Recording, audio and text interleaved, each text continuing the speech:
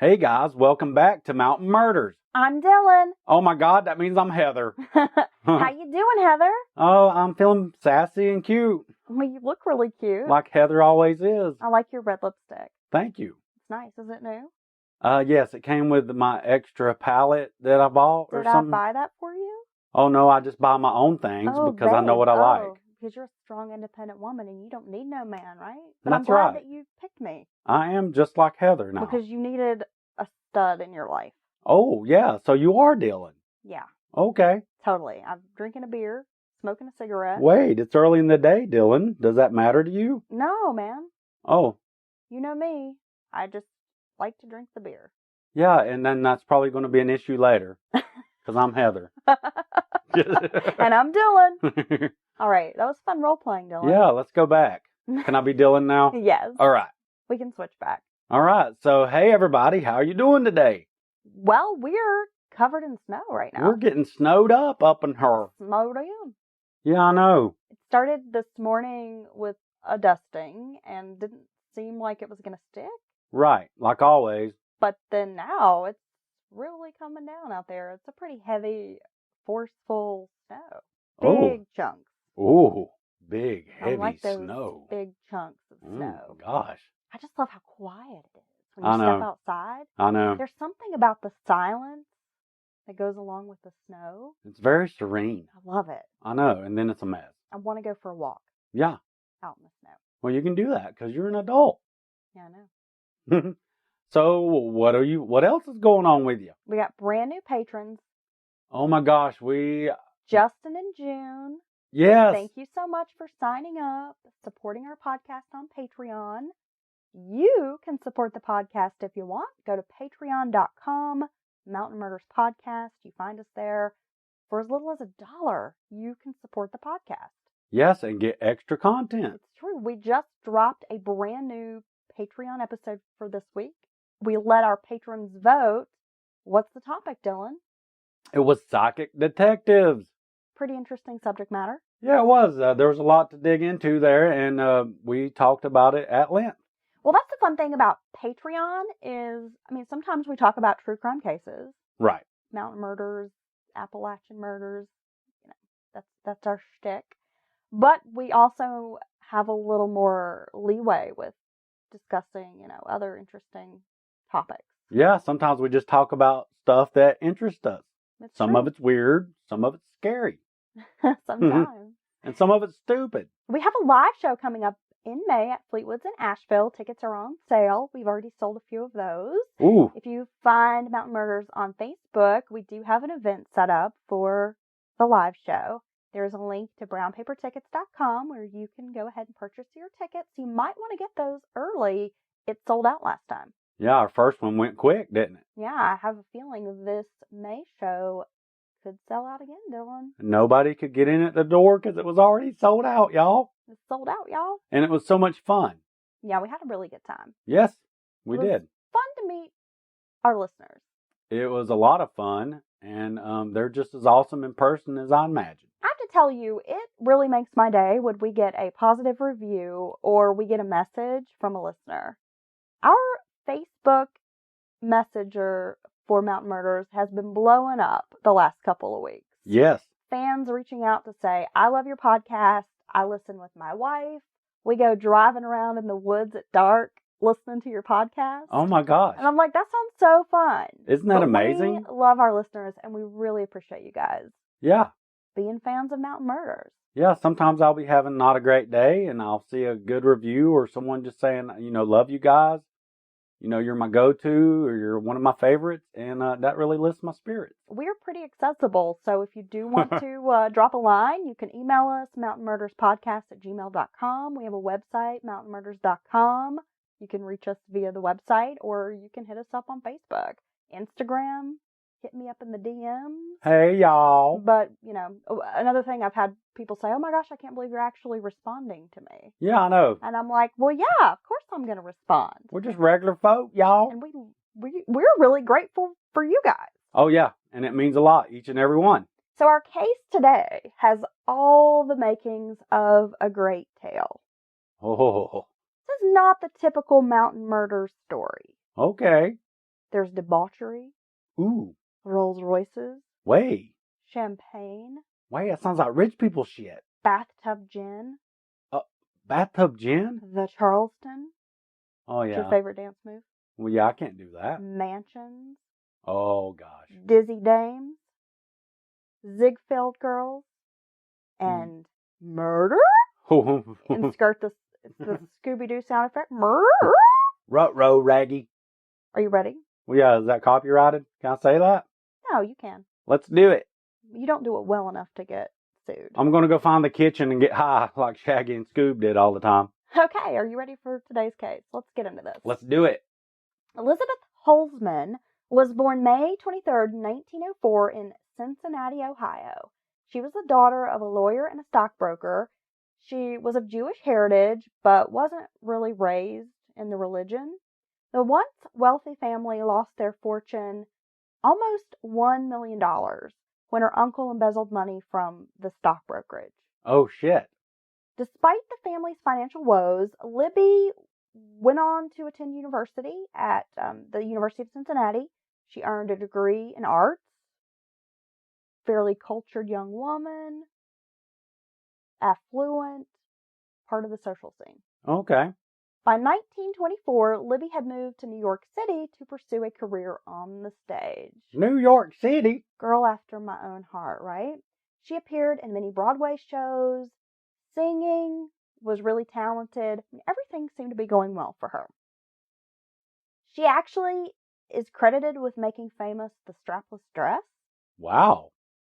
Libby was a fun-time gal. She married 3 times and was openly bisexual, even taking it as far as living with her girlfriend, the DuPont Harris Louisa D'Angelo Carpenter, and they raised their kids together. Oh, wow. The relationship was mostly accepted by their theater friends and colleagues. Libby even dated the actor Montgomery Clift at one point. Well. And this is at a time, this is a pretty racy lifestyle. Yeah, I was going to say, that's back in the day, right? This is the roaring 20s. Oh. But still, pretty racy. Well, when you start adding same-sex couples in and stuff, that pushes it even for, other people consider themselves flamboyant or, against the mainstream, right? In 1930, Libby was performing in Baltimore, and she was introduced to Zachary Smith Reynolds, heir to the R.J. Reynolds Tobacco Company. Man, where's all these rich people hang out at? The theater? He was immediately smitten and begged for an introduction. He was married, and in his world of wealth and adventure, this didn't matter to him. That ring don't mean a thing. He could just do whatever he wanted. It don't mean a thing if you've got a wedding ring. Shabop, shabop, shab. I feel like I should start tapping. Okay, well, he was accustomed to getting the things that he wanted. Right. As most wealthy, privileged people are very entitled, right? Right. That's why they move on to torture and killing humans at some point. Epstein didn't kill himself. Oh, gosh. Zachary Smith Reynolds was the son of the rich tobacco baron. He grew up in Winston Salem, North Carolina. That's the heart of it. He had a wife and a daughter. Zachary's wife, her name was Ann Cannon, and she was the daughter of a towel company owner. The two had a hurried elopement in South Carolina. The marriage had been more about merging 2 Southern fortunes. Oh, okay. Like these 2 power families, than about love. So it's like no different than the kings and queens of old, right? Together they had a daughter, Ann Reynolds, but the marriage was never going to work. The 2 were very unhappy, occupying separate bedrooms, mostly ignoring one another. That sounds like a really great relationship. Zachary's real pleasure came from flying his airplane. He was somewhat of an amateur pilot. Libby was no pauper, so she was commanding about $2,500 a week, which is really nothing to sniff at. But she knew that her background and being Jewish and this libertine lifestyle, I mean, she was, in interracial relationships, the lesbianism. I mean, those were all pretty forward thinking, especially for a Southern gentleman like Reynolds. But she liked him. Right. She really wasn't sure if he was going to accept her. Yeah, because not only is it the 20s, she's taking it down south with her debaucherous lifestyle. Well, the 2 became infatuated with one another. both falling equally as hard. Zachary took her for a ride in his plane. He followed her around from theater to theater, show after show, while she's out on tour.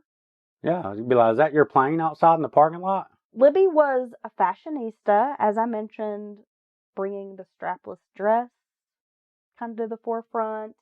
Most of her dresses were styled after Parisian fashion, like Coco Chanel and Patou. She definitely used her physical beauty and style to seduce Reynolds, and he was loving every minute of it because she was like this glamorous goddess. Yeah, I'd say she was not like any woman he'd really been exposed to, you know? He was a playboy. He had the good looks. They were often compared to Rudolph Valentino. Oh, wow. But deep down, he was forceful, aggressive, narrow-minded, and incredibly paranoid. Well, it doesn't sound like a good match with her. He had this unhealthy obsession and phobia with being kidnapped. He carried a gun with him everywhere. People close to Reynolds knew the oozing confidence really masked other bad habits. It was a facade. It was a facade. A facade. By 1931, the couple was scorching hot. Just the sex-crazed, passionate love affair. So everybody knows about it and everybody's talking about it?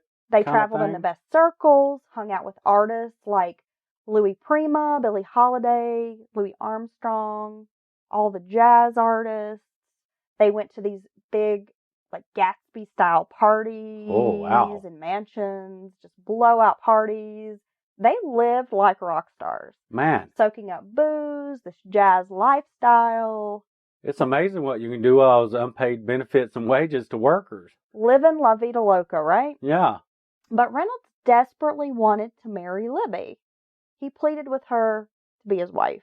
And Libby loved him, but she felt the relationship was totally fine the way it was. She didn't really want to change a thing. I mean, they were having the most fun.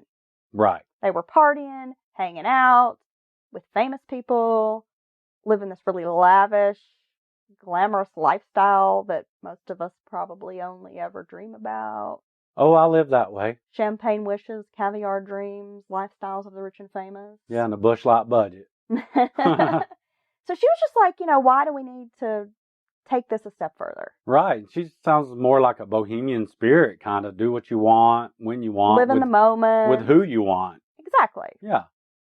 In the summer of 1931, the pair both rented houses in Port Washington, New York. One day, Zachary came to her house. She thought he'd been drinking, but he denied that he was drunk. He unexpectedly pulled out a gun and began waving it around. Oh, yeah, because that's a totally sober move. He tossed it to Libby, and at this point, I mean, she's just screaming and freaking out, and said, "Go ahead and pull the trigger." Oh, that's weird. Yeah, well, it really freaked her out. Yeah. I mean, she kind of knew that he had this fear of being kidnapped and that he was a gun lover and often had the guns, Yeah, but still. She didn't realize that this was more of a thing. Right. He's crazy as hell. It was at this time that he told her about his fear of being kidnapped for a large ransom.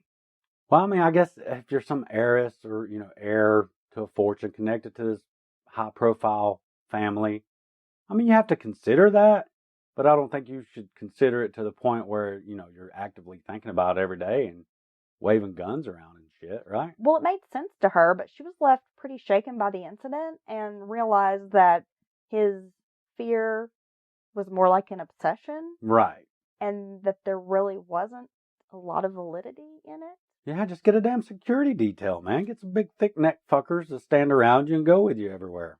Slowly, she started to realize over the summer that Zachary, again, had this unhealthy obsession with being kidnapped. Just the whole summer, it's like starting to unravel. Ah, the real him's coming out, maybe. This beautiful, rose-tinted world they've created together. This passionate, sex, drug, party-fueled romance.